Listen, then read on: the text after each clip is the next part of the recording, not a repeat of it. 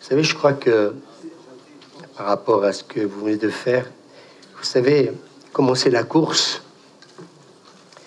je dirais que c'est facile. Mais c'est terminer la course qui est le plus important. Et j'aimerais vous souhaiter à tous de terminer la course. Parce qu'on ne finira pas sur Terre. Et il faut qu'on pense à... Parce que je crois que nos cultes doivent encore passer dans une autre dimension. Et ce matin, je ne sais pas vous, mais moi j'ai vécu encore ce culte différemment. Et j'ai le titre du message, je vais le donner ce matin. Les anges avec l'Église font trembler l'enfer. Badaboum. Alors, vous connaissez ce texte de Jean, chapitre 4, verset 23. Les vrais adorateurs adorent Dieu en esprit et en vérité. Et ce que j'ai réalisé cet été, c'est peut-être ce temps qu'on a passé dans la présence de Dieu qui, pour nous, sommes plus que nos chants. Et si nous pouvions comprendre, bien sûr qu'il aime nos chants, mais le plus important, c'est ce que tu es devant Dieu.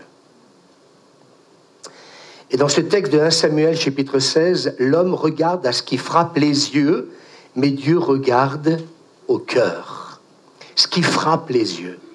Toujours cette notion d'apparence. Et on vit dans un monde, il ne vit qu'au travers de l'apparence. Et des fois, on dit que les apparences sont trompeuses. Alors, pour éviter ça, il faut prendre du temps avec les gens, il faut apprendre à les connaître. Et moi, je voudrais dire une chose, il ne faut surtout pas apprendre à connaître quelqu'un au travers de la rumeur. Vous savez, je peux prêcher de la même manière. Faites très attention. En tant que pasteur, vous savez, j'en entends des choses dans l'église et en dehors de l'église, dans les autres églises. Je côtoie quand même des pasteurs, des leaders, et cet été, il a fallu encore aussi intervenir dans une église, et des responsables qui ont fait appel à nous, et qui font appel à nous aujourd'hui pour qu'on puisse les aider. Et c'est toujours un peu les mêmes histoires. Mais ce que je crois que c'est notre capacité à rester dans la présence de Dieu qui va déterminer l'impact que cette présence aura dans notre vie. C'est pour cette raison que j'aimerais vous dire ce matin, quand on vous dit « venez à l'église », venir à la réunion de prière, parce que je déteste ça. On a parlé de rencontres divines. D'ailleurs, hier matin, nous étions 32. Waouh! C'est énorme. Mais ça peut encore augmenter. Non pas parce qu'il faut augmenter, mais parce qu'on veut voir la gloire de Dieu. Et pour ma part, j'ai réalisé cet été, vous savez, je vous accueille, je vous reçois, et bien souvent on parle de lutte, de combat, de situations familiales difficiles. Mais ce que j'ai réalisé, c'est une chose, il n'y a que la présence de Dieu qui peut avoir un impact dans nos vies pour nous changer. Ça veut dire que tu ne peux pas simplement, bénéficier de la présence de Dieu que le dimanche et vouloir avoir la victoire sur tes pensées ou sur des mauvaises pensées ou sur peut-être justement un esprit dépressif ou quelque chose qui peut habiter ta vie. Alors, je disais tout à l'heure, notre Dieu, il n'est pas impressionné que par nos chants. Mais cet été, j'ai partagé quelque chose à Suzanne et je crois Jean-François, on s'est retrouvés que tous les trois à la fin. Et il y a quelque chose que le Seigneur m'a donné que j'aimerais vous partager. Je ne veux pas prêcher ce matin. Je veux vous partager ce que Dieu m'a révélé. Et en fin de compte, j'ai réalisé en lisant les textes bibliques, parce que quand je disais que je passais 4-5 heures dans la journée pour travailler la parole de Dieu, donc imaginez un peu, on parle de vacances, mais vous savez, si à un moment donné, on ne prend pas du temps à étudier la parole, on ne peut pas laisser la parole de Dieu pendant donc quelques jours et puis revenir à l'église, il faut étudier la parole. Et là, le Seigneur m'a dirigé sur la vie des anges. Waouh, c'est pas ma tasse de thé. Et je me suis rendu compte qu'en fin de compte, les anges, dans leur perfection, donnent le meilleur d'eux-mêmes. Le meilleur. Et j'aimerais te dire ce matin, si tu es venu ce matin, c'est pour donner le meilleur à Dieu. C'est pas pour participer à un culte, tout simplement. Et il donne le meilleur dans la louange. Il donne le meilleur dans la musique. Parce que voir Dieu, ça doit être quelque chose d'extraordinaire. Et j'aimerais vous dire que parce qu'ils sont dans cette présence de Dieu, où règne que la sainteté, il n'y a pas de problème sur la terre. Nous sommes environnés je dirais, de meurtres, de vols, de choses terribles. Mais là-haut, tout est gloire. Et moi, quand je pense à l'éternité, je me dis, on va passer toute notre éternité. Oh, certainement qu'on fera plein de choses. J'ai dit au Seigneur, donne-moi pas les clés du paradis. Je vous les laisserai. Les chaises, j'en veux surtout pas. Sans chaise, on sera mieux. Mais une chose, pour moi, qui m'a comment dire, ouvert l'esprit. Et ce matin, je ne sais même pas si je vais pouvoir prêcher tellement... voilà, déjà ce que je suis en train de voir là. Et le psaume 148 nous dit « Chantez la louange du Seigneur ». Chantez la louange du Seigneur du haut du ciel. Chantez pour lui dans les hauteurs. Chantez sa louange. Tous ses anges, chantez sa louange. Toute son armée. Et là, il y a eu comme vraiment une vraie révélation qui est venue à mon esprit, de réaliser que, alors que nous sommes bien sur le plancher des vaches, il y a des anges qui sont en train de chanter la louange du Seigneur. Et je me suis dit, si nous, notre louange fait défaut, elle ne fait pas défaut dans le ciel. Et dans le livre de l'Apocalypse, il nous est dit, je regardais et j'entendis la voix de beaucoup d'anges. Apocalypse chapitre 5, verset 11. Écoutez bien, des êtres vivants et des vieillards. Tiens, il y a des vieillards dans le ciel. Et leur nombre, écoutez bien, était des myriades et de milliers et de milliers. Une myriade, ça correspond à 10 000. Mais dans ce verset, la vision des anges est au pluriel, ce qui va donner encore un résultat supérieur. Écoutez-moi bien. Et plein d'exégètes sont en train de dire que quand Jean voit un nombre incalculable d'anges, il nous est parlé, puisque c'est marqué dans le texte, vous avez lu, donc des myriades et des myriades, ça veut dire 10 000, 10 000, 10 000, 10 000, mais il est marqué et des milliers de milliers. Et en fin de compte, un homme de Dieu est en train de dire que quand il parle de milliers, il parle en fin de compte de plus d'1 milliard d'anges, et il dit même peut-être à l'infini. C'est-à-dire qu'on ne peut pas réellement calculer. J'ai étudié, je ne peux pas le sortir comme ça des fagots. J'ai regardé plusieurs exégètes, ils disent tous la même chose. En fin de compte, ils sont infinis. Mais il faut bien tout ça pour glorifier Dieu et pour servir Dieu. Moi, je vais rester dans la louange et dans l'adoration, parce qu'on sait que les anges, bien sûr, qu'ils n'ont pas tous la même fonction, mais une des fonctions principales, c'est de louer et d'adorer le Seigneur. Et donc, dans ce texte, il disait d'une voix forte, « L'agneau qui a été immolé est digne de recevoir la puissance. » Apocalypse, chapitre 5, versets 11 à 12. De recevoir la puissance, la richesse, la sagesse, la force, l'honneur, la gloire et la louange. On peut le lire ensemble? Tu es digne de recevoir la puissance, la richesse, la sagesse, la force, l'honneur, la gloire et la louange. Il disait d'une voix forte, l'agneau qui a été immolé. Il y a une chose que j'ai réalisée cet été, et on le verra pendant ce partage de la parole de Dieu. Je crois qu'on ne remerciera jamais assez notre Père pour l'agneau qui a été immolé pour des pécheurs. Et quelque part, nos chants n'ont de valeur que lorsqu'ils sont l'expression d'un cœur qui est tout entier pour son Dieu. Et je voudrais vous dire ce matin, à ceux qui peut-être des fois ne sentent pas la présence de Dieu, est-ce que tu es venu avec tout ton cœur dans la présence de Dieu? Est-ce que tu es venu vraiment que pour lui? La Bible dit que Dieu même est un Dieu jaloux. Il ne partagera pas sa gloire avec un autre. Il te veut entier. Et c'était dans ces temps de communion avec Dieu qui ont été pour moi des moments très très forts. J'aimerais vous dire une chose, que Dieu te veut entièrement pour lui. Ce matin, tu ne peux pas venir. Je crois qu'il y a des moments quand Dieu nous veut tout entier pour lui, c'est-à-dire qu'il y a plein de choses qu'il te faut mettre de côté. Tout à l'heure, tu vas te retrouver en famille, tu vas manger, etc. Mais là, quand tu es dans sa présence, tu n'es là que pour lui. Dis à ton voisin, que pour lui et pour personne d'autre. Et si tu n'es pas là pour lui, il va le voir, il va le sentir. Alors, on connaît le plus grand commandement dans Luc 10, verset 27, « Tu aimeras le Seigneur ton Dieu de tout ton cœur. » Et tout le monde dit, de tout ton cœur. De toute ton âme. De toute ton intensité, dit une version. De toute ton énergie, dit une version. De toute ta pensée et de toutes tes forces. Intensité de toute ton énergie. Waouh! Et en fin de compte, adorer Dieu, c'est aimer Dieu avec passion. C'est une histoire de passion.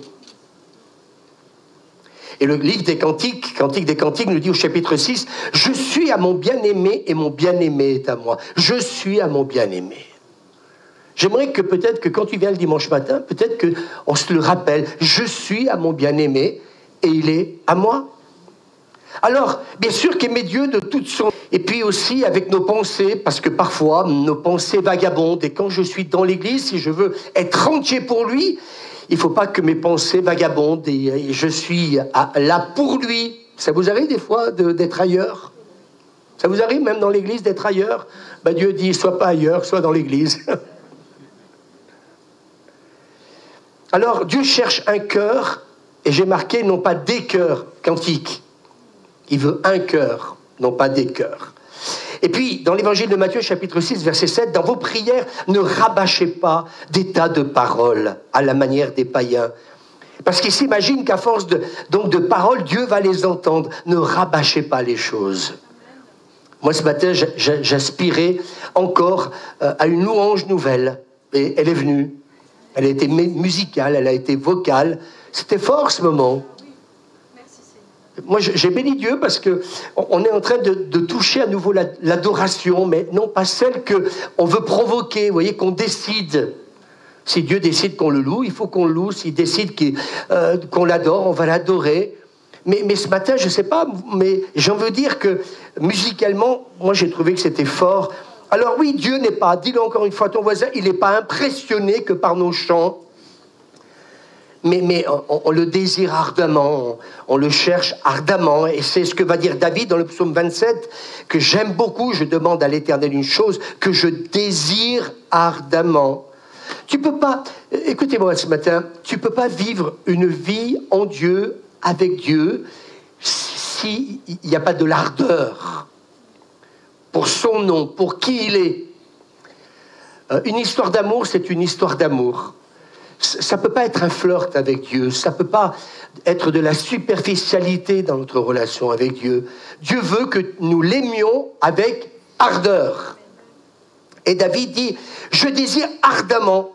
Eh bien, cette chose, je voudrais habiter toute ma vie dans la maison de l'Éternel. Il n'est pas mort, là, quand il dit ça. Il est bien vivant. Mais il dit, ce que j'ai commencé là, ici-bas, je veux le terminer aussi là-haut. Et donc, ce désir, ce désir, c'est quoi? C'est devenir riche, c'est réussir ici dans la société. Non, non, lui, son désir, c'est être dans la maison de Dieu. Son désir, c'est le contempler la magnificence de l'Éternel et admirer son Saint-Temple. Voilà, et j'ai envie de dire ce matin, aimer Dieu, c'est une histoire d'amour.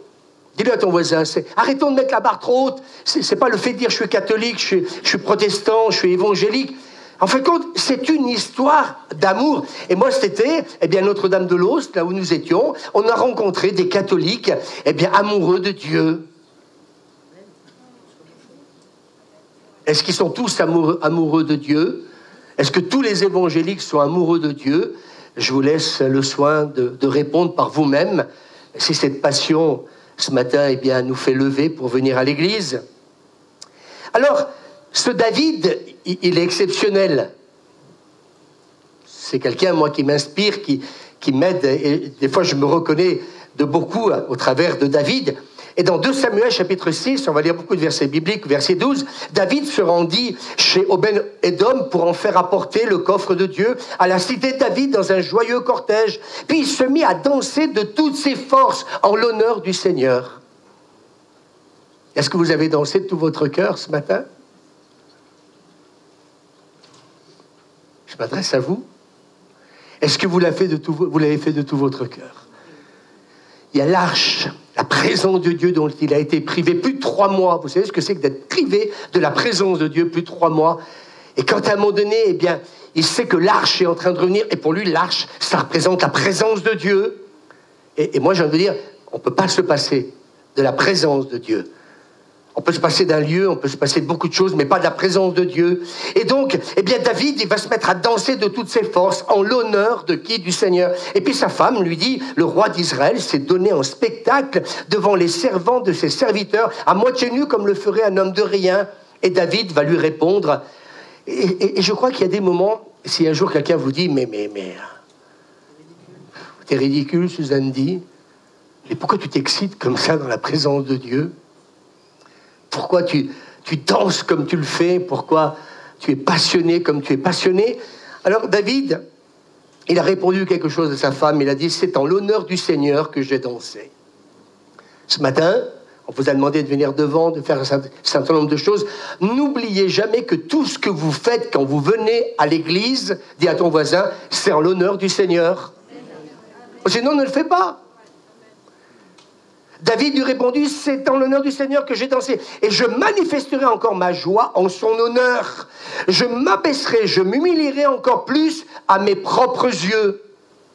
Il ne dit pas aux yeux de sa femme, aux yeux des autres, à mes propres yeux. C'est-à-dire que, en fin de compte, Dieu ne veut pas la médiocrité dans notre louange et notre adoration. J'ai dit tout à l'heure, aimer Dieu, c'est l'aimer ardemment. C'est être entier pour lui. Honnêtement, qui est toujours entier quand il vient à l'église? Honnêtement. Quelqu'un a le courage de dire que je ne suis pas toujours entier? Christelle, tu peux mettre un peu la clim, là, il y a des gens qui font ça, donc il faut regarder un peu, merci. Baisse un peu. Et j'ai envie de vous dire, honnêtement, si... Et des fois, les gens veulent être guéris, veulent être bénis. Avec Suzanne, on peut bénir Dieu, on est béni. Ça ne veut pas dire qu'on n'a pas de combat, ça veut dire que...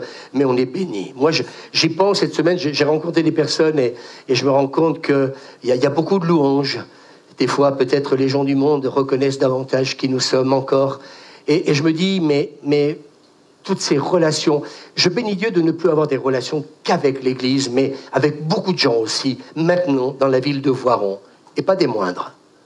Des gens qui nous font confiance, des gens qui nous invitent, des gens qui nous honorent, des gens qui aiment travailler avec nous. Oui, vous pouvez des fois entendre des rumeurs, des critiques, et bien j'aimerais vous dire qu'il y a des gens qui nous apprécient énormément. Mais moi, le plus important, c'est... Enfin, quand tout ce que je fais, c'est en son honneur. Ce matin, peut-être que quelqu'un a dit « Ouais, je suis venu, mais je suis vide. » Ben oui, continue à rester sur ta chaise. Je ne te la donnerai pas. Tu la laisses bien au culte dimanche. Hein? Tu ne la ramènes pas chez toi. Mais j'aimerais te dire ce matin, ce que Dieu veut, c'est que tu aies de l'ardeur pour lui. Parce que tu en as dans le sport pour lui. Pour toi, pardon. Tu en as de l'ardeur pour plein d'autres choses. J'aimerais bien qu'on puisse te voir aussi pour Dieu. Il aimerait, lui, le voir quand c'est pour lui. Alors, quelqu'un a dit, la beauté d'une personne commence au moment où vous décidez d'être vous-même. Et c'est pour ça que David dit, je m'humilierai encore plus à mes propres yeux. Il y a des moments, je crois que, des fois, on est trop coincé. On est là, et David dit, il aurait fallu encore plus peut-être, aux yeux de ma femme et de mes serviteurs et mes servantes, m'humilier encore davantage pour que ma louange soit agréable à Dieu. Il dit, je suis prêt à tout. Est-ce que tu es prêt à tout? Dans certaines églises, les internautes, peut-être qu'on ne vous permettra pas ce tout. Ici, on est quand même assez tolérant. Quand cette louange et cette danse est pour le Seigneur. Alors moi, je crois que oui, la beauté d'une personne commence au moment où vous décidez d'être vous-même. Vous savez, J'en ai entendu des fois des choses par rapport à ma manière de me comporter dans la présence de Dieu. J'aimerais vous dire, je m'en fous éperdument de ce qu'on pense. Ce que je veux, c'est que mon Dieu se réjouisse de cette ardeur que j'ai pour lui. Ça fait plus de 40 ans, 45 ans qu'on est convertis avec Suzanne. Ça n'a pas baissé d'un iota. C'est la maladie d'amour de Michel Sardou qui revient chaque jour. Et qui fait qu'en fait, compte, on a besoin de sa présence. Quelqu'un dit, une personne humble, c'est quelqu'un qui sait reconnaître ses erreurs et qui demande à Dieu de changer. Eh bien, David, il a su reconnaître ses erreurs. Et en fin de compte, pour rester dans ce présentiel avec Dieu, il a su, dans le psaume 51, aussi se repentir. Il a su aussi demander à Dieu d'être renouvelé dans l'esprit. Et je crois que oui, c'est notre cœur que Dieu veut. Alors, quelqu'un a dit, ne sois pas esclave du regard des autres, de ce qu'ils pensent de toi. Ta vie ne dépend pas des hommes, mais elle dépend de Dieu. T'as pas envie d'être délivré un peu du regard des autres? Mais qu'est-ce qui va penser mon mari? Qu'est-ce que va penser ma femme? Qu'est-ce que va penser le pasteur? Qu'est-ce que va penser un leader? Parce que ce matin, eh bien, mon ardeur fait que je ne peux plus me retenir. Je crois que quand on est plein de Dieu, on ne peut pas contenir sa gloire. Alors, un jour, le diable est venu dans le désert, vous souvenez-vous, dans Matthieu 4, et il vient pour tenter Jésus, alors que Jésus passe quand même 40 jours dans le jeûne et la prière. Et je me dis, mais quand vous avez passé 40 jours dans la présence de Dieu, vous êtes plus fort? Oui ou non? Oui ou non? C'est très bien ce que je veux dire. Faites attention parce que si vous passez 40 jours dans la présence de Dieu, nous devons de ne pas être pareil qu'avant. C'est-à-dire qu'on est plus rempli, on a plus de discernement, on a plus... Vous comprenez ce que je veux dire? Ce contact avec Dieu. Eh bien, c'est étonnant, le diable, il ne vient pas. Le premier jour que Jésus commence à prier et jeûner, il vient au bout de 40 jours. Alors, je voudrais vous dire ce matin, je m'arrête d'un instant, c'est pas dans mes notes, le Seigneur veut nous dire, attention, c'est pas parce que tu pries, que tu passes du temps dans la présence de Dieu, que le diable ne viendra pas, quand même, malgré tout, pour essayer de te tromper et te séduire.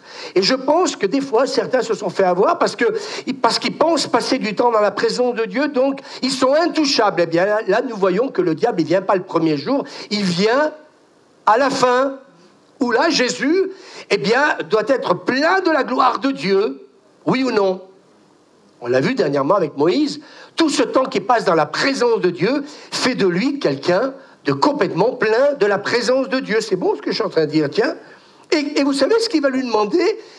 Il va lui demander, alors qu'il est plein de Dieu, qu'il a passé 40 jours dans la présence de son Père, il lui demande de l'adorer. Pendant 40 jours, j'ai adoré mon Père, et le diable lui demande, et nous voyons dans Luc 4, le diable l'emmena plus haut, lui fit voir en un instant tous les royaumes de la terre, et lui dit, je te donnerai toutes ces puissances et la gloire de ces royaumes, si donc tu te prosternes devant moi, tu seras à toi. Jésus lui répondit, l'Écriture déclare, adore le Seigneur ton Dieu, et ne rends de culte qu'à lui seul, si tu te prosternes devant moi. Et voyez, on n'est jamais à l'abri de rien. Ce présentiel doit, nous faire réaliser que nous sommes des êtres fragiles et que parfois, pour répondre au diable, il faut prendre les Écritures. Est-ce qu'on peut dire Amen? Et vous savez pourquoi le diable, en fin de compte, nous attaque dans la louange et dans l'adoration? Et écoutez bien, parce que là, c'est vraiment le clou du message. Il nous attaque, en fin de compte, parce qu'il craint la louange et l'adoration à Dieu, parce que quand tu loues et tu adores Dieu, tu deviens puissant. Parce que la louange est une arme redoutable contre le royaume des ténèbres. Nous croyons dans la prière, nous croyons dans l'intercession, mais je crois que, c'est pour ça que je mets toujours des chants de louange le matin, etc. Je crois que la louange et l'adoration, le chant, la musique est quelque chose de redoutable pour le diable, et cela nous rend puissants.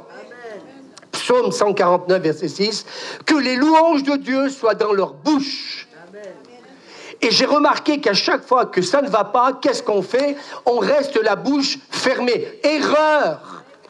Que les louanges de Dieu soient dans leur bouche, et le glaive, la parole de Dieu, à deux tranchants dans leurs mains, comme Néhémie.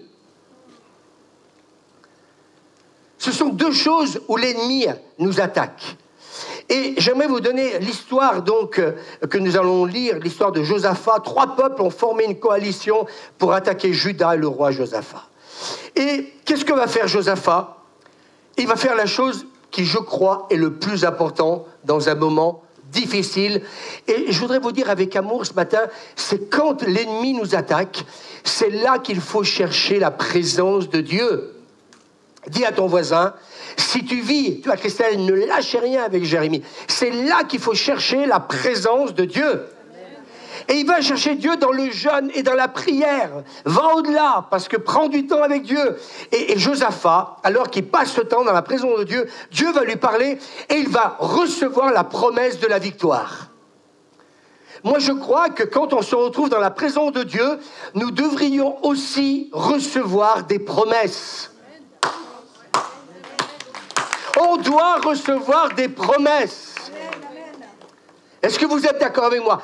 Bon, ce matin, quand vous nous avez fait venir devant pour donc le fait que c'est une date anniversaire pour nous, j'étais en train de me dire, mais tu nous avais fait la promesse qu'on aurait un bâtiment plus grand que la chapelle.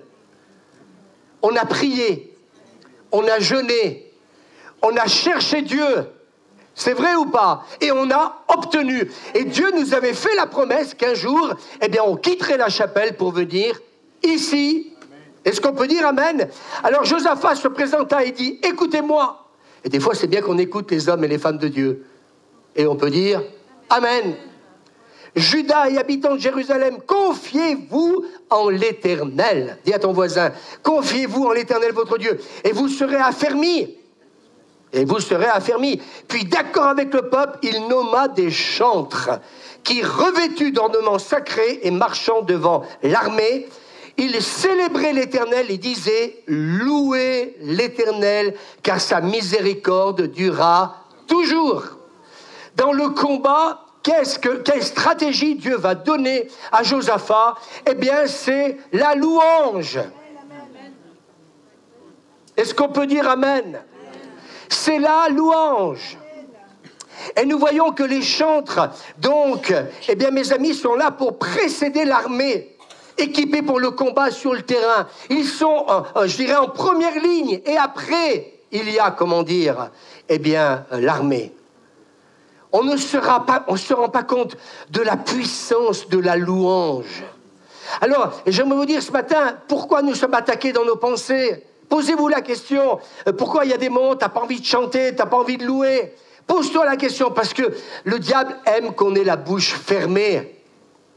Et qu'est-ce qu'il va faire? Il va mettre, en fin de compte, les louangeurs devant, parce qu'il sait d'avance qu'ils ont eu la victoire. Alors quand tu sais que tu as la victoire, tu loues le Seigneur, non pas parce que quelque part, eh bien, la bénédiction est arrivée, tu le loues parce que tu sais qu'elle est en train d'arriver. C'est très bon ce que je suis en train de dire.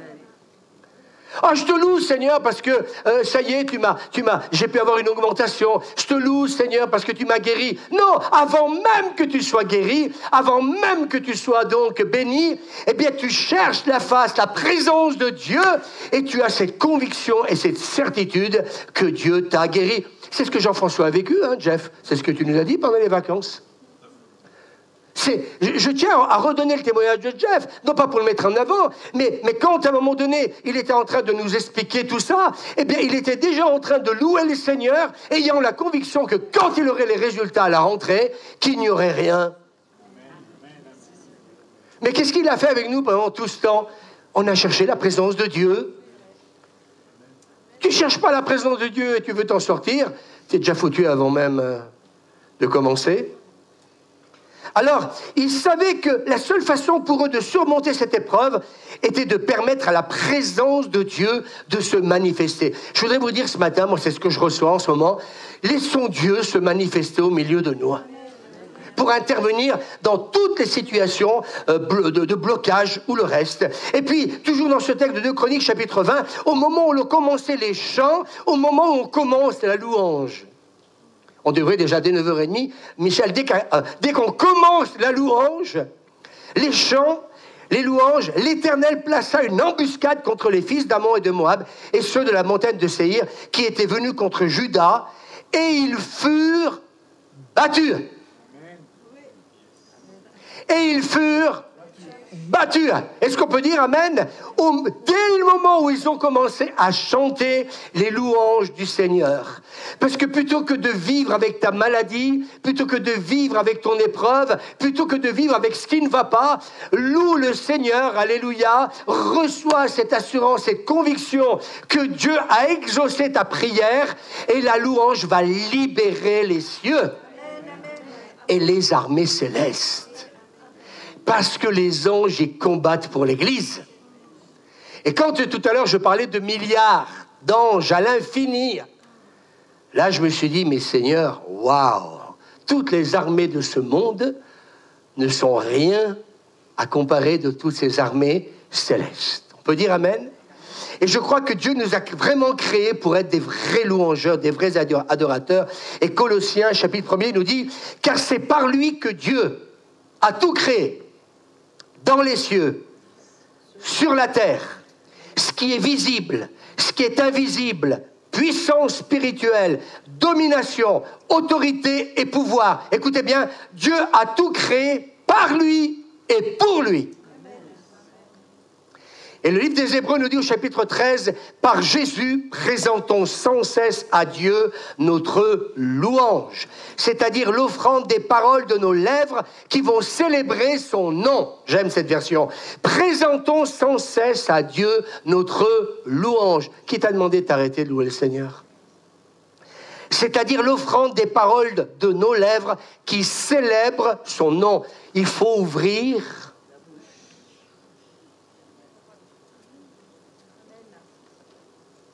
cet été, il y en a certains qui ont pris la victoire. T'as pas envie de prendre la victoire? T'as descendu à combien, là? Tu descends encore un peu. Est-ce que ce matin, quelqu'un veut prendre la victoire dans la louange? Est-ce que quelqu'un, ce matin, veut décider, avec sa bouche, avec ses lèvres, de célébrer le Seigneur? Qui, ce matin, a une difficulté avec ça? Tu peux te lever? On va prier. Qui a du mal à ouvrir la bouche dans la présence de Dieu? J'ai pas dit chanter, hein. D'ouvrir la bouche pour le louer. Faut pas me regarder moi. C'est toi qui dois te regarder intérieurement. C'est toi qui dois te dire, il a raison. Pourquoi avec Suzanne, on reste jamais la bouche fermée? Ils sont privilégiés, ils n'ont jamais de problème. Jamais. La louange règle le problème. Il y en a qu'un qui s'est levé, 2 qui sont levés. Waouh. Vous savez que Dieu vous voit, mais il voit ceux qui restent assis aussi. Et ceux qui restent dans la défaite. Qui veut se lever encore une fois et qui veut prendre la décision de se dire, je ne vais plus rester la bouche fermée. C'est-à-dire l'offrande des paroles des lèvres qui célèbrent son nom. Est-ce qu'on peut dire amen? Amen. Alors que le Seigneur vous bénisse. Amen. Il y en a d'autres qui se lèvent encore. Waouh! Tu veux prendre la victoire? Enfin, je sais pas, Michel, tu veux dire un mot? Comment tu as pris la victoire cet été? Tiens, blanc, pip, tac, boum, microtte. Sans réfléchir. Qu'est-ce que tu as fait? Parce que moi, vous savez, je ne veux plus prêcher. Hein. Ce matin, je vous donne des clés, vous allez voir des choses puissantes qui vont arriver. Mais qu'est-ce qui a fait qu'à un moment donné, elle a pris une décision? Restez debout, ceux qui... Elle a pris une décision. Et c'est quoi cette décision que tu as prise, Michel? Ça m'intéresse, moi aussi, tiens. Alors... Restez debout. En fait, c'est tout simple. Il n'y a rien de compliqué. J'ai dit la dernière fois, on a une volonté. Et c'est notre volonté qui fait que... Alors, notre amour pour lui, ça c'est clair, mais notre volonté est très importante. C'est-à-dire, je décide de ne plus vouloir prier. Alors, attendez, je me mélange. En fait, maintenant, quand je viens, je dis... aujourd'hui... je veux prier et je m'interdis, je m'interdis de ne plus prier. Ce qui fait que quand je viens à une réunion de prière, automatiquement, je l'ouvre. Donc je décide et je dis, ok, aujourd'hui, tu vas prier. Et en fait, quand on prie, non seulement on se fait du bien, mais on bénit ceux qui sont autour de nous. Donc, en bénissant, on est béni en même temps. On reçoit en retour. Quand on donne, on reçoit. Amen. Venez devant, Michel va prier pour vous. Venez devant. La caméra, on la tourne, on la met sur... Venez devant. Elle ne va pas vous imposer les mains, mais j'ai à cœur, amen, que l'on puisse passer à la pratique. Oh là, vous savez, c'est pour prêcher, j'ai le temps encore. Le plus important va arriver, mais voilà. Voilà. Et du fait que maintenant, elle ouvre la boucle, ouvre la boucle. Maintenant que j'ouvre la boucle. Voilà. Donc, elle va prier pour que vous puissiez ouvrir votre bocal. Voilà. J'aimerais vous dire, il y en a certains qui ne sont pas concernés. Tu sais, l'orgueil, la Bible dit que l'orgueil d'un homme, d'une femme, ça l'abaisse. Ouvre la boucle. Donc, si tu veux rester dans l'état où tu es, tu peux rester dans l'état où tu es toute ta vie, mais tu peux prendre aussi une décision. En Italie. Non, mais il y en a qui me regardent et qui rigolent, mais je ne vois pas toujours ouvrir la bouche. Hein. Vous voulez des bons cultes, vous voulez des bonnes réunions de prière, tuez le silence. Et le silence, tu le tueras en ouvrant la bouche. Le fruit des lèvres qui confesse son nom. On n'est pas plus spirituel que vous, mais j'aimerais vous dire une chose, Dieu nous a bénis et nous bénit à chaque fois que nous ouvrons la bouche. Voilà, Michel, tu veux prier pour eux. Si quelqu'un est en retard, parce qu'il est paralysé, il y a une paralysie soudaine qui l'anime, tu peux encore venir devant. Amen. Et ceux qui peut-être prient, mais pas toujours, venez encore devant aussi. Hein? Amen. Donc, dans le nom de Jésus, j'ordonne à toute timidité de dégager de vos vies. Et maintenant, je vous demande d'avoir toute la liberté et d'avoir cette volonté de décider maintenant. Je te loue et je t'adore, Seigneur. Dans le nom de Jésus. Je te loue et je t'adore, Seigneur. Je te loue et je t'adore, Seigneur. Je te loue et je t'adore, Seigneur. Voilà des receveurs un peu. Je t'adore, je te loue de tout mon cœur parce que je t'adore énormément. Je te loue et je t'adore, mon Seigneur. Je te loue et je t'adore, mon Seigneur. Au nom de Jésus. Et je te loue et je t'adore, mon Seigneur. Je te loue et je t'adore. Je te loue et je t'adore, car tu es mon refuge, Seigneur. Amen. Voyez la pratique, hein? Encore. Je te loue et je t'adore, Seigneur. Je te loue et je t'adore, Seigneur.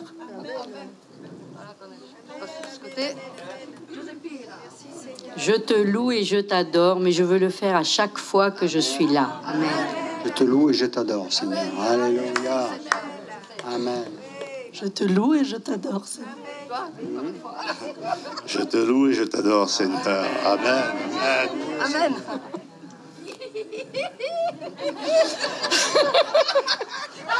Avec ma bouche, je te loue et je t'adore. Je te loue et je t'adore, Seigneur. Je te loue et je t'adore. Moïse a prié hier matin pour son appartement. Alléluia. Il m'avait dit qu'il le ferait, il l'a fait. Amen. Je te loue et je t'adore, Seigneur. Je te loue et je t'adore, Seigneur. Tout le monde a proclamé. Il manque qui? Il faut que tout le monde le fasse ce matin. Voilà, tout le monde. Voilà, bien Michel. Je te loue et t'adore, Seigneur. Je te loue et je t'adore, Seigneur. On ne veut plus rester la bouche fermée. Amen. Je te loue et je t'adore. Je te loue et je t'adore, Seigneur. Amen, Fernand. Amen. Bravo. Merci, Seigneur. Amen. Amen. Voilà, vous pouvez aller vous asseoir. Voilà, les internautes, on se retrouve pour la suite du message. Alors, demain matin, je voudrais simplement vous dire que la réunion de prière va commencer plus tôt. Oui, parce que du fait que tout le monde va ouvrir la bouche, il va falloir qu'on commence plus tôt. Voilà. J'en profite pour vous dire, le samedi matin, ceux qui ne travaillent pas, venez nous rejoindre. Amen. Et on ne commence pas à 8h avec Suzanne. Donc, je dis ça comme ça. Voilà. Vous venez plus tôt, vous allez nous y trouver. Parce que pour nous, 1 heure, c'est même pas un casse-croûte. C'est le commencement. Mais je dis ça parce que cette réunion du samedi matin doit prendre encore de l'ampleur. Et il y a quelque chose qui doit s'y passer encore plus. Ça, je continue. Donc, lorsque notre louange et notre adoration montent au ciel, je voudrais vous dire une chose, et là je voudrais vraiment vous donner des fondements bibliques. Il faut que l'on comprenne qu'il n'y a pas le ciel et la terre. Les deux ne font qu'un. Écoutez bien, parce que là, c'est très important ce que Dieu m'a révélé cet été. Et en fait, compte, quand nous sommes en train, en bas, de louer, d'adorer le Seigneur, en fin de compte, ça monte au ciel.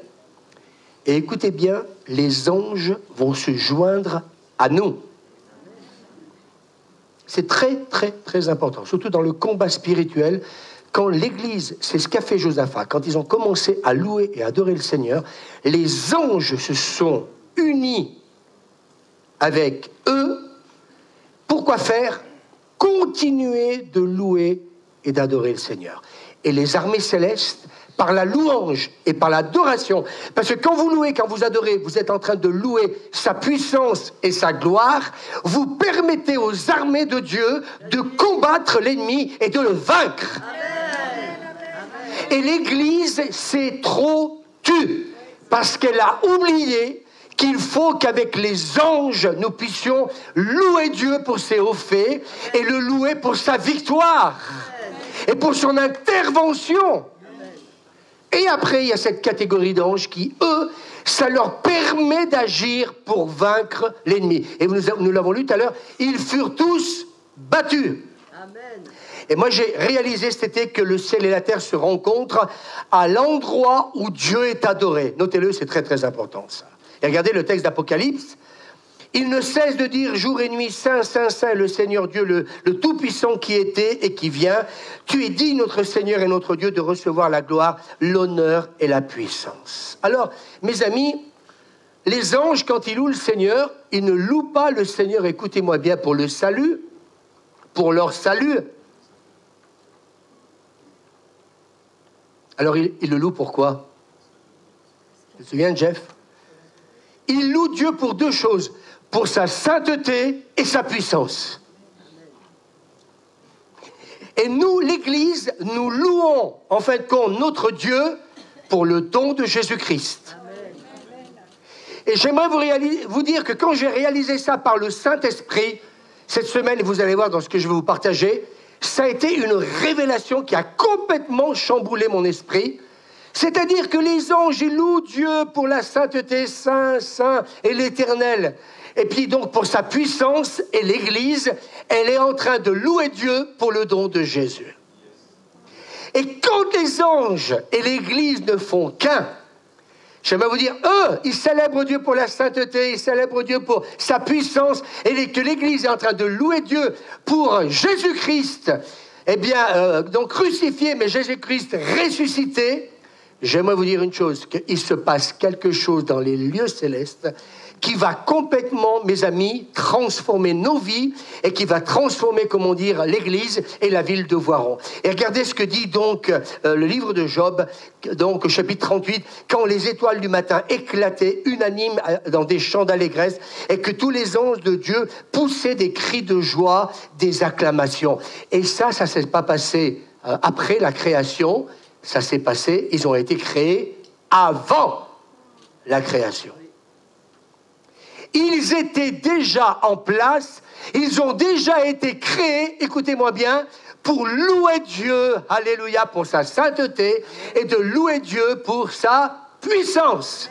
Et l'Église est arrivée après, quand Jésus-Christ est mort sur la croix. Et j'aimerais vous dire que même la Bible nous dit que les anges s'efforcent de comprendre le salut. Ils s'efforcent, parce qu'ils ne savent pas ce que c'est. C'est pas moi qui le dis, c'est la Bible. 1 Pierre chapitre 1, verset 12. La bonne nouvelle vous a été annoncée, et les anges eux-mêmes désirent y plonger leur regard. Ils aimeraient, mais ils ne peuvent pas comprendre la grâce qui nous a été faite. Alors, ils essayent de comprendre le salut. Et plus ils essayent, et en fin de compte, ils essayent de comprendre la grâce, le salut qui nous a été accordé. Vous savez pourquoi? Pour encore davantage avec nous glorifier le Seigneur. C'est pour cette raison qu'ils veulent comprendre ce que c'est que, en fin de compte, j'aimerais vous dire, j'ai même lu ce matin des textes bibliques, je vais peut-être vous surprendre dans ce que je vais dire, Mais pour les anges, Dieu n'est pas leur père. Ah oui. Ah, vous tombez du 4e étage. Il n'est pas leur père. Nous avons été créés en Jésus-Christ. Nous sommes enfants de Dieu. C'est pas marqué que les anges sont les enfants de Dieu. Ce sont des êtres créés pour louer et pour adorer sa sainteté et pour le louer pour sa puissance. Donc vous voyez que leur vocation a été, comment dire, différente de la nôtre. C'est pas marqué notre Père qui est aux cieux. C'est pas dit que pour l'Église. C'est pas dit avec les anges. C'est étonnant, ça. Hein? Alors, la dimension du salut est quelque chose qui échappe aux anges. Mais nous qui sommes sauvés, on doit réaliser pleinement ce que c'est que le salut que Dieu nous a accordé en Jésus-Christ. Alors, ils nous entendent louer Dieu pour son salut et pour sa grâce. Et là, ils sont émerveillés. Ils sont émerveillés à chaque fois que l'Église, elle tape des mains. À chaque fois que l'Église est en train de danser, à chaque fois qu'on est en train, Suzanne, de proclamer que Jésus est vivant, qu'il est ressuscité, et vous vous rendez compte, ils se disent, mais waouh, mais quel privilège qu'ils ont d'être enfants de Dieu et d'avoir un Père. Alors, ils le célèbrent pour sa sainteté, sa puissance, et ils se joignent à nous, amen, pour louer Dieu pour le salut qu'il nous a accordé. Et là, écoutez-moi bien, notre adversaire, le diable, il n'est pas content. Vous savez pourquoi? Parce que le ciel et la terre ne font qu'un. Et là, j'ai mieux compris ce qu'a dit Bill Johnson. Le ciel et la terre ne font qu'un. Et j'aimerais vous dire qu'à chaque fois que l'Église se tait, nous ne permettons pas aussi aux anges de bénir Dieu, de louer Dieu pour le salut qu'il nous a accordé en Jésus-Christ. Mais quand ils voient, donc nous, l'Église, nous, ces enfants, en train de louer et d'adorer le Seigneur, mais ils applaudissent encore plus notre Dieu. Ils aimeraient plonger leur regard dans ce salut. Ils se disent, mais vraiment, quel privilège. D'ailleurs, la Bible nous dit que c'est nous qui allons juger les anges. C'est marqué, oui ou non? Oui. Mais je vais vous rassurer, on ne va pas juger les anges créés pour louer, pour adorer le Seigneur. On va juger les anges déchus. Eh ben oui, pourquoi vous voulez qu'on juge les anges qui célèbrent Dieu? J'ai mis 45 ans pour le comprendre. Et le Seigneur m'a dit, ben oui, c'est pas eux qu'on va juger. On va juger le quart qui est tombé. Vous vous rendez compte? Il faut qu'on réalise des pensées spirituelles qui sont là. Oui, on doit faire qu'un. C'est pour cette raison qu'avec les anges, nous devrions davantage célébrer Dieu. Donc, pour sa sainteté, sa puissance. Et nous, spécialement pour la résurrection de Jésus. Alors, je me dis, en fin de compte, cette Église, elle a toujours eu quelque chose dans la louange et dans l'adoration. C'est vrai ou pas?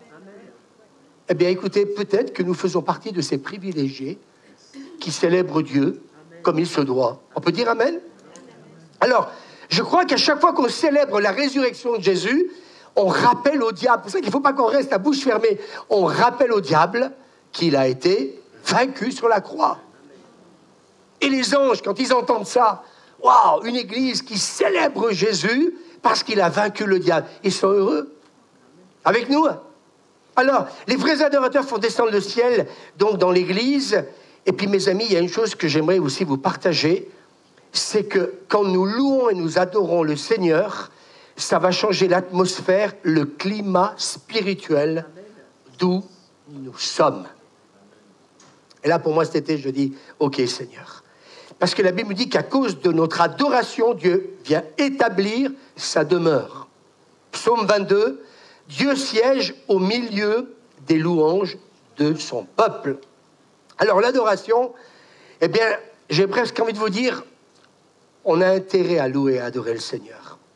Parce que quand on le fait, on crée une atmosphère qui invite sa présence. Et quand nous louons et nous adorons, comment dire, le Seigneur, nous sommes en train de créer une atmosphère qui invite sa présence.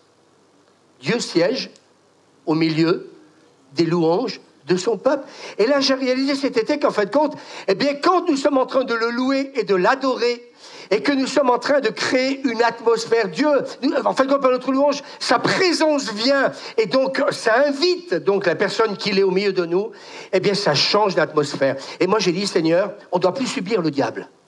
On doit faire subir au diable les choses. Et Dieu nous a donné la louange et l'adoration pour faire subir au diable toutes ces attaques qu'il a contre l'Église. Quand Dieu siège au milieu de son peuple, eh bien, il est en train d'agir et il va changer l'atmosphère du lieu où nous sommes. Honnêtement, quand on reparle de la présence de Dieu, est-ce qu'on est pire ou on est mieux? Qui c'est qui est mieux? Notre louange et notre adoration a fait changer par sa présence l'atmosphère de ce lieu. Et pour moi, ça a été, comment dire, une vraie réflexion. Pendant les vacances, il y a un couple qui est venu qui n'était pas bien. Ce n'étaient pas des gens de notre église. Et on a senti, on peut le dire à Suzanne, hein, Jeff, on a senti qu'il y avait une oppression qui était sur ces personnes-là. Vous savez ce qu'on a fait? On a continué à inviter la présence de Dieu. On a continué à louer et à adorer le Seigneur. Et on s'est rendu compte que malgré qu'ils étaient oppressés, qu'ils n'étaient pas bien, le fait d'avoir continué à louer et à adorer le Seigneur, donc à faire venir sa présence, l'atmosphère spirituelle a changé. En bien? Oui. En mal? Non. Parce que si tu le loues et si tu l'adores, tu es en train, par sa présence, de créer une autre atmosphère. Alors, j'ai envie de vous dire, mettez de la louange chez vous. Tu t'es disputé avec ton mari, avec ta femme, il y a une ambiance qui est électrique, comme on dit. Moi, je le sens de plus en plus. Eh bien, invite la présence de Dieu. Et la présence de Dieu qui va t'inonder, qui va te remplir, va changer l'atmosphère du lieu où tu es. Ça t'est arrivé, toi, des fois ou pas? Ça t'est arrivé? Moi, ça m'est arrivé. Juste quand on est rentré des vacances, samedi soir, un couple qui était là, problèmes familiaux, une atmosphère vraiment, j'aimerais vous dire, très difficile, et j'ai dû passer un bon moment au téléphone. Et puis le lendemain, ils sont venus dans l'église, plus rien du tout. Parce que je crois que la présence de Dieu, sa présence, va changer l'atmosphère spirituelle d'où nous sommes. Alors, j'ai envie de te dire, toi qui es oppressé, toi qui es mal dans ta peau, continue à rester chez toi.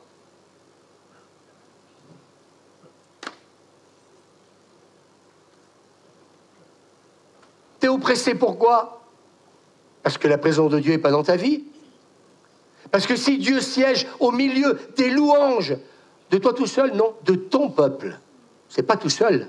Au milieu des louanges de son peuple. C'est pas tout seul. Alors ça veut dire que par sa présence, j'aimerais dire que les oppressions, que toutes les choses qui peut-être te remplissent et qui te tiennent lié, eh bien ces choses-là, tu vas en être délivré. Et là, les mauvais esprits vont s'enfuir parce que c'est la gloire de Dieu qui va s'installer. Et moi, j'ai dit, en fin de compte, le dimanche matin, pourquoi à 9h, on va se lever, on va prier? Parce qu'on veut que sa présence vienne changer l'atmosphère spirituelle. Si tu es oppressé, invite la présence de Dieu. Je reviens à Saül, quand il était oppressé, il faisait venir David. Il jouait donc de la musique.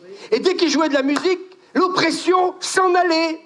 Parce que Dieu siège au milieu des louanges de son peuple. Et il n'y a que lui qui peut changer l'atmosphère spirituelle où tu es. Et quand tu n'es pas bien dans ta peau, reste pas chez toi. Quand tu n'es pas bien dans ta peau, quand tu sens cette oppression monter, eh bien viens dans la présence de Dieu avec les autres. Et l'atmosphère spirituelle va changer dans ta vie et dans la vie des autres. Et là, on peut commencer à emmener des malades. Là, on peut commencer à amener des personnes qui dépriment. On peut emmener des personnes qui ont besoin de la grâce de Dieu, parce que l'atmosphère spirituelle de la présence de Dieu va transformer leur vie. Est-ce qu'on peut dire amen? Alors, si on réalise ça, ça va complètement changer la vie de notre Église. C'est pour ça que je vous le partage ce matin.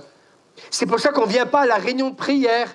Nous venons dans sa présence pour que tu transformes, alléluia, la vie des gens, pour que tu changes cette atmosphère. Vous savez, ça vous est arrivé vraiment d'être dans des situations où on n'est pas bien, hein? Ça vous est arrivé d'être pas bien en présence de certaines personnes? Il y a des personnes qui sont nocives, hein? Waouh, moi, de plus en plus, j'apprends à... Non, mais je suis sérieux, hein?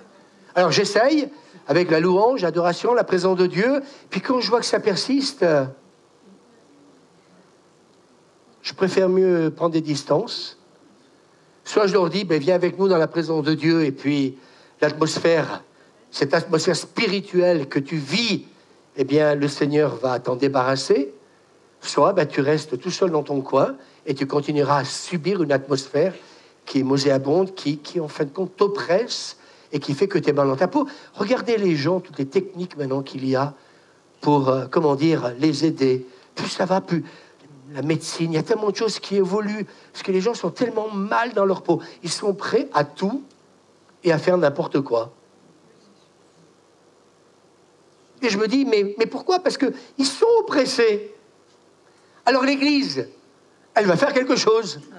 Elle va, avec les anges, s'unir. Eux, ils célèbrent sa sainteté, sa puissance, et nous, on va célébrer Jésus, sa résurrection. Amen.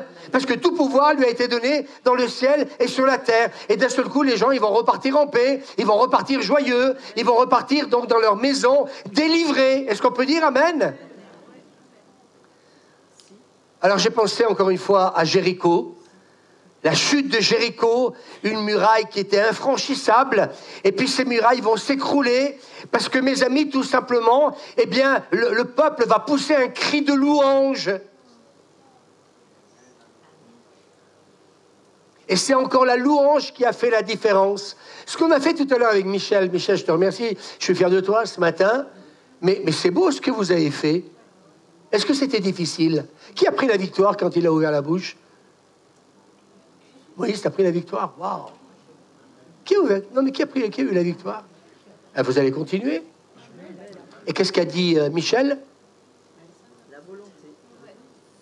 La volonté? Mais la volonté, pourquoi? Si j'aime mon Dieu avec ardeur, si elle a passion dans mon cœur, quand il y a de la passion dans notre cœur pour quelqu'un, on l'exprime ou pas? Alors tu sais l'exprimer pour ton mari, ta femme, tes enfants?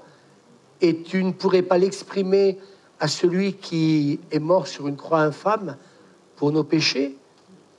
Alors, mes amis, oui, l'atmosphère de louange a détruit les murailles de Jéricho. Amen. On sonna de la trompette et dès que le peuple l'entendit, il poussa un formidable cri de guerre et les murailles s'écroulèrent. Il y a des moments, j'ai envie de vous dire, faut pas rester silencieux. Il y a des moments, faut venir devant, faut courir. Quand quelque chose est en train de se passer, eh bien, j'aimerais vous dire que, ayons cette révélation des anges qui célèbrent Dieu, et en fait, quand nous nous unissons avec eux, amen. Et mes amis, quand Dieu se réjouit de voir ses anges le glorifier pour sa sainteté, pour sa puissance, et quand Dieu voit, eh bien, dans l'Église des hommes et des femmes qui le célèbrent pour la résurrection de Jésus, et qui proclament sa victoire. Mais vous vous rendez compte ce qui va se passer? Et moi, Seigneur me disait cette semaine, pendant les vacances, si tu dis ça à l'Église, il faut qu'ils se rendent compte que l'atmosphère va tellement changer qu'on ne pourra plus subir cette pression démoniaque. Et là, Dieu vient, il siège au milieu d'un peuple qui le loue et qui l'adore. Les anges se tiennent dans sa présence. Mais nous, il faut le faire venir. Est-ce que vous m'entendez? Les anges sont dans la présence de Dieu parce qu'ils le louent, l'adorent et proclament sa puissance. Et nous pouvons faire venir notre Dieu, encore plus que hier, simplement en célébrant notre Dieu. Et là, d'un seul coup, waouh, puis d'un seul coup, ça y est. Est-ce qu'honnêtement, je vais vous parler franchement, quand des fois, certaines personnes me fatiguent ou m'énervent, pas ici. Pas là. J'ai beau chercher, mais j'en vois aucune. Je dis, voilà, ils sont tous devenus des saints, mais vraiment, ils sont magnifiques. Alors, d'un seul coup, je commence à voir des amygdales qui commencent à pousser, là. D'un seul coup, j'ai la glotte qui commence à grossir. Et puis, d'un seul coup, la présence de Dieu vient. Puis le Seigneur dit, il vient avec tout son amour. Sa présence vient. Et il y a la révélation de son amour. Puis d'un seul coup, allez, toi, je te pardonne. Allez. C'est vrai ou pas? Est-ce que, honnêtement, quand la présence de Dieu vient, on est plus enclin de pardonner, de supporter? Moi, je lève la main.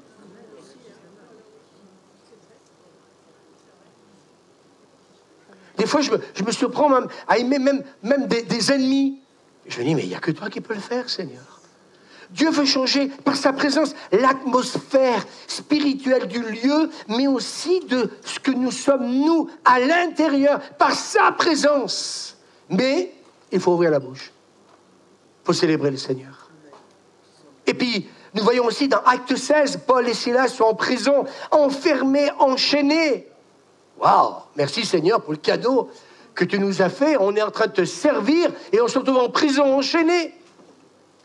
Ils vont louer et ils vont prier. Alors là, moi, je dis Amen. Et même le texte nous dit qu'ils chantaient des cantiques de louange. Mais c'est extraordinaire. C'est extraordinaire, bien sûr qu'ils avaient Internet, ils avaient la télévision, ils avaient le portable. Voilà, ils avaient... on m'a même dit un jour, on peut dire un maton, un jour m'a dit, les prisonniers ont fait grève parce que tous les dimanches matins, ils voulaient un pain au chocolat, ils voulaient. Ah non, mais moi, je fréquente du monde, hein, et c'est pas, on m'a dit. Et ils leur ont accordé un pain au chocolat. Donc, je vous conseille pas d'aller en prison un dimanche matin pour avoir un pain au chocolat. Allez à la boulangerie, ça sera mieux. Mais ils sont en train de louer les seigneurs. Je ne sais pas si vous voyez le contexte. Nous, c'est facile de le prêcher ce matin. Je ne suis pas dans le contexte de Paul et Silas. Et c'est ce que j'ai appris cet été aussi. Relire plus humblement la parole de Dieu. Parce que c'est facile de prêcher ça. Oh, ils louaient, ils adoraient le Seigneur, ils priaient. Ouais, ce n'est pas les mêmes prisons. Hein. Moi, je ne sais pas du tout comment je pourrais réagir, mais ces textes bibliques, cet enseignement ce matin, il m'aide à comprendre qu'il y a de la puissance dans la louange et dans l'adoration. C'est pour cette raison que je disais tout à l'heure que le diable nous attaque pour nous empêcher de le faire. Et alors qu'ils sont en train de louer, d'adorer le Seigneur, eh bien, il nous est dit que lorsque tout à coup... Waouh! Et c'est peut-être là que je voudrais dire à l'Église, eh bien, quelque part, qu'une atmosphère de louange, mes amis, extraordinaire, qui régnait cette nuit-là dans la prison, eh bien, mes amis, a complètement, eh bien, changé l'atmosphère du lieu où ils étaient. Et il nous est dit que tout à coup, il y a eu un tremblement de terre qui ouvrit les portes de la prison et va libérer leurs chaînes. Et là, j'ai dit au Seigneur cet été, il y a quelque chose que l'Église doit comprendre. J'ai mieux compris pourquoi, en fin de compte, l'ennemi veut nous garder la bouche fermée. J'ai mieux compris pourquoi, quelque part, eh bien, je disais tout à l'heure, ce que David a fait est exceptionnel. Il a loué son Dieu avec ardeur, c'est-à-dire qu'il a préféré s'humilier, il a préféré, comment dire, ne plus regarder au regard des autres, j'ai dit tout à l'heure, parce que le plus important pour lui, c'était de célébrer Dieu. J'aimerais vous dire une chose, quand la louange et l'adoration, la passion est en train de monter, laissez-la jaillir. Laissez-la sortir. Et là, mes amis, ils ont été délivrés parce que tout simplement, plutôt que de se lamenter, ils ont donc loué le Seigneur. Moi, j'ai réalisé cet été que c'est à nous à changer l'atmosphère du lieu où nous sommes. Tu me dis que des fois, c'est difficile. C'est à toi, c'est à nous à changer l'atmosphère spirituelle du lieu où nous sommes. Vous savez pourquoi ? Parce qu'on véhicule la présence de Dieu. Oui ou non? Parce qu'on véhicule la présence de Dieu. Et moi, je crois qu'il faut consacrer ce lieu, nos vies, donc la présence de Dieu, le sang de Jésus. Amen. Et puis, attendons pas d'être dans le ciel pour louer, pour adorer le Seigneur avec les anges.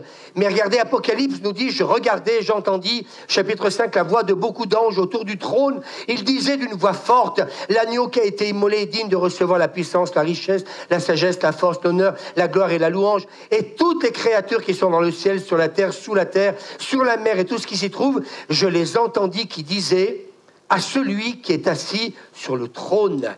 Et là, c'est écrit les anges, mais ce texte aussi nous parle de ceux que Dieu a sauvés. Et tous ensemble, ils sont en train de donner l'honneur, la gloire à celui qui est vivant pour les siècles des siècles. Amen. Et le Seigneur veut nous dire ce matin, il ne faut pas attendre qu'on soit là-haut pour le faire. Il va falloir retrouver ces puissances de la louange et de l'adoration qui amènent la présence de Dieu au milieu de nous. Et c'est la présence de Dieu qui va faire la différence. Et si vous connaissez des personnes qui sont oppressées, amenez-les à l'église. Amenez-les à l'église. Et Dieu va les délivrer. Oui ou non? Psaume 47. Vous tous, peuple, battez des mains. Poussez vers Dieu des cris de joie. Car l'Éternel, le Très-Haut, dites avec moi, est redoutable. Il est un grand roi sur toute la terre. Dieu monte au milieu. Dieu monte au milieu des cris de triomphe. L'Éternel s'avance. Raphaël, au son de la trompette. Quand tu joues de la trompette, Raph, il s'avance. Alors davantage de trompette. Chantez, chantez à notre roi, chantez car Dieu est roi. Amen de toute la terre. Chantez un cantique. Amen. Et Philippiens nous dit au chapitre 2 que toute langue confesse que Jésus-Christ est Seigneur. Et cet été, j'ai réalisé, et ça a changé quelque part de quelque chose dans ma vie spirituelle, on a besoin de confesser la puissance et le nom de Jésus. Ce nom a autorité sur les puissances démoniaques. Et je crois que c'est pour ça qu'il ne faut pas le confesser en vain, mais nous avons besoin de déclarer, de proclamer la seigneurie de Jésus. Le psaume 29, David, rendez à l'Éternel gloire et honneur. Rendez à l'Éternel gloire pour son nom. Le psaume 63, je termine par des versets bibliques. Car ta bonté vaut mieux que la vie. Mes lèvres célèbrent tes louanges. Je bénirai donc toute ma vie. Je te bénirai toute ma vie. J'élèverai mes mains en ton nom. Avec des cris de joie sur les lèvres, ma bouche te célébrera. Vous voyez ? Des cris de joie sur les lèvres, ma bouche te célébrera. Psaume 66, poussez vers Dieu. Des cris de joie. Vous tous, habitants de la terre, chantez la gloire de son nom. Célébrez sa gloire par vos louanges. Dites à Dieu que tes œuvres sont redoutables à cause de la grandeur de ta force. Tes ennemis te flattent. Toute la terre t'adore et chante en ton honneur. Elle chante ton nom. Moi, quand je lis ça, dans le ciel, c'est 24 heures sur 24. Alors, qu'est-ce que Dieu attend? Sur la terre, c'est pas aux anges à le faire. C'est à l'église. Psaume 95, allons au-devant de lui avec des louanges, faisons retentir des cantiques en son honneur. Psaume 96, racontez parmi les nations sa gloire, parmi tous les peuples ses merveilles. Famille des peuples, rendez à l'Éternel la gloire et l'honneur. Le psaume 100, magnifique, poussez vers l'Éternel des cris de joie. Vous tous, habitants de la terre, sachez que l'Éternel est Dieu, c'est lui qui nous a fait et nous lui appartenons. Nous sommes son peuple et le troupeau de son pâturage. Entrez dans ses portes avec des louanges. Dimanche matin, dans ses parvis avec des cantiques. Célébrez-le, bénissez son nom, car l'Éternel est bon. Sa bonté dure toujours et sa fidélité de génération en génération. Je chanterai à l'Éternel tant que je vivrai. Je célébrerai mon Dieu tant que j'existerai, que mes paroles lui soient agréables. Je veux me réjouir en l'Éternel. Psaume 118, tu es mon Dieu et je te louerai. Mon Dieu, je t'exalterai. Louez l'Éternel car il est bon, car sa miséricorde durera toujours. Le psaume 122, je suis dans la joie quand on me dit... Psaume 145, on proclame le souvenir de ton immense bonté et qu'on célèbre ta justice. L'Éternel est miséricordieux et compatissant, lent à la colère et plein de bonté. Que ma bouche publie la louange de l'Éternel et que toute chair bénisse son saint nom à toujours et à perpétuité. Et le psaume 150, louez-le pour ses hauts faits, louez-le selon l'immensité de sa grandeur, louez-le avec le tambourin et avec des danses. Louez-le avec les instruments à cordes et le chalumeau. Louez-le avec les cymbales sonores. Louez-le avec les cymbales retentissantes. Que tout ce qui respire loue l'Éternel. C'est à nous à changer l'atmosphère spirituelle de ce lieu. Là-haut, tout est gloire. Ici, pas encore. Mais, par nos prières, notre louange et notre adoration, sa présence va venir au milieu de nous Et sa présence va faire la différence. J'ai dit au Seigneur, partout où tu vas m'envoyer, je veux être un instrument entre tes mains pour que change l'atmosphère spirituelle, même si je suis dans une situation chaotique ou difficile, par la présence de Dieu dans ta vie, l'atmosphère spirituelle va changer. Jésus était dans les rues, rien que par sa présence, les démons se manifestaient et ils étaient chassés. Il ne changeait pas l'atmosphère spirituelle des gens? Oui ou non? Alors nous pouvons le faire nous aussi, mais à plus forte raison quand nous sommes dans l'église tous ensemble. Voulez vous lever? On termine par un moment de louange.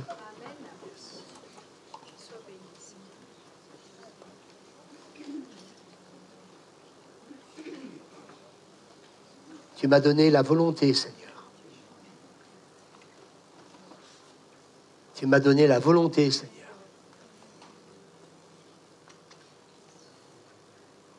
Merci, Jésus. Tu m'as donné la volonté, Seigneur. Et j'ai mieux compris pourquoi je ne dois pas rester la bouche fermée. Est-ce qu'on peut dire amen? Je ne resterai plus la bouche fermée. Plus jamais. Tu veux prendre la décision? Je ne resterai plus la bouche fermée.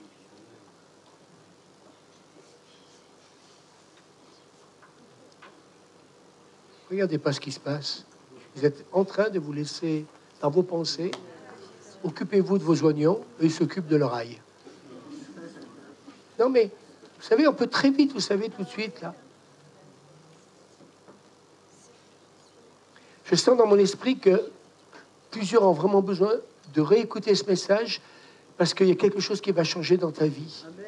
Tu n'as pas à subir l'enfer. C'est à toi de le faire subir à l'ennemi. Peut-être qu'on ne réalise pas assez la seigneurie de Jésus. Mes amis, c'est aux démons de se prosterner devant Jésus. D'ailleurs, ils étaient obligés de dire « Tu es le Fils de Dieu ». Jésus leur disait « Taisez-vous ». S'il vous plaît,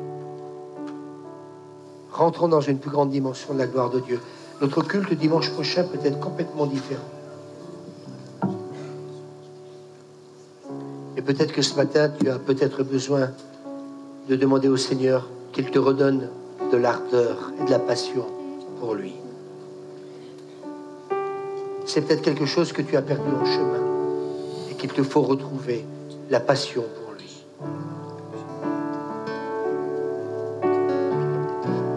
Ces créatures célestes, oui, ont été créées, non pas dans la même dimension que la nôtre. Et j'ai vu ce matin, plusieurs ont été surpris quand j'ai dit « Il est notre Père à nous ». C'est pas le Père des anges. Ils ont été créés, êtres célestes, pour une chose, pour le louer, pour l'adorer. Pour exercer, bien sûr, on aurait pu parler aussi de la vocation de tous les anges, des messagers. La protection. Donc, vous voyez, il y a là aussi dans le ciel, eh bien, différentes catégories aussi d'anges qui, aussi pour donner un message. Et j'ai voulu qu'on se focalise sur ceux qui ont été créés pour adorer Dieu. Arrête de subir cette oppression dans ta vie. Ce matin, j'aimerais te dire, tu es resté bien tranquillement sur ta chaise, tu as fait le jeu du diable. Alors, ne dis pas je viens à l'église, c'est pour garder ton cœur pour toi et non pas pour lui.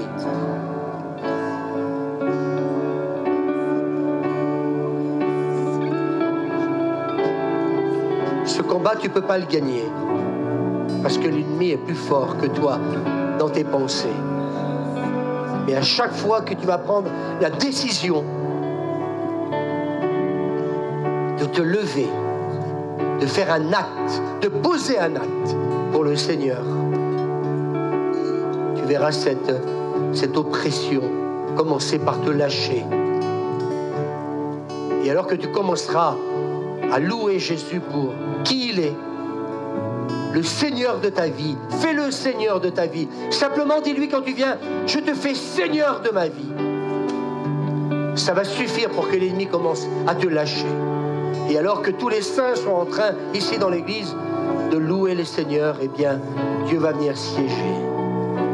Et là, l'ennemi ne pourra pas résister à sa présence et à sa gloire.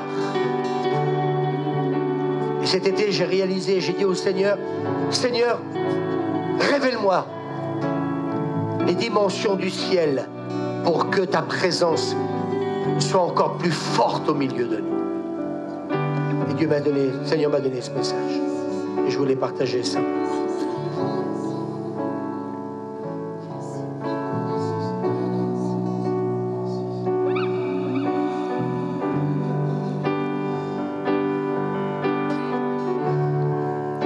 Le Seigneur te donnera la paix devant même une situation difficile. Et cette paix te démontrera qu'il est bien à l'œuvre et qu'il agira en ta faveur. C'est ce que j'ai vécu cette semaine par rapport à une situation.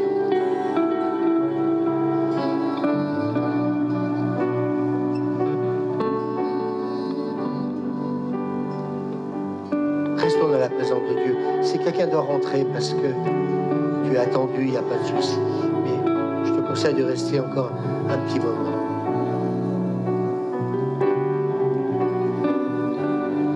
Les internautes, je ne sais pas, va peut-être les libérer. C'est un bon dimanche. Je te cherche.